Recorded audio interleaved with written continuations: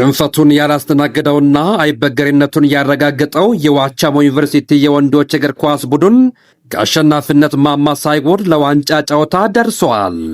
ለዋንጫ ለመፋለም የሚጫወተው የዋቻሞ ዩኒቨርሲቲ የወንዶች እግር ኳስ ቡድን በጅማ ዩኒቨርሲቲ ስቴዲየም ከመከላከያ ዩኒቨርሲቲ የወንዶች እግር ኳስ ቡድን ጋር የዋንጫ ጨዋታ ለማድረግ 19 ሰዓታት ብቻ ቀርቶታል።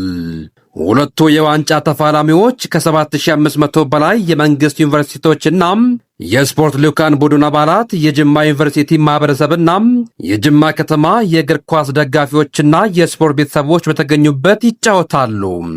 የዋቸሞ ዩኒቨርሲቲ እግር ኳስ ቡድን ከረጅም ጊዜ የመንግስት ዩኒቨርሲቲዎችና የተማሪዎች ስፖርት ፌስቲቫል መቋረጥ በኋላም በ2017 ዓ.ም በአዲስ አበባ ሳይንስና ቴክኖሎጂ ዩኒቨርሲቲ አዘጋጅነት በተካሄደው ፌስቲቫል አንድም ጨዋታ ሳይሸነፍ የተጓዘውና የሁለተኛ ደረጃ በመሆን የብር ሜዳሊያ ማግኘቱ ይታወሳል።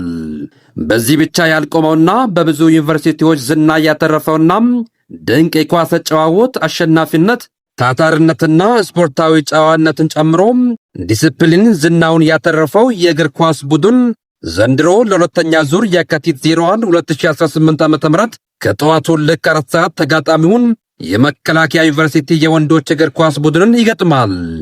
90 ደቂቃ በማጥቃት በመከላከል በድንቅ ጨዋታ ብቃት በማሳየት የምታወቀውና የሰላም አምባሳደሩ ቡድናችን ለማሸነፍና ዋንጫውን ገቢ ለማድረግ ይጫወታል። ውድ የዋቸሞ ዩኒቨርሲቲ ማህበረሰብ፣ የእግር ኳስ አፍቃሪያን፣ የስፖርት ቤተሰቦች ከወዲሁ የተለመደውን ድጋፋችሁ አይለየን። ድል ለሰላም አምባሳደራችን ዋቸሞ ዩኒቨርሲቲ።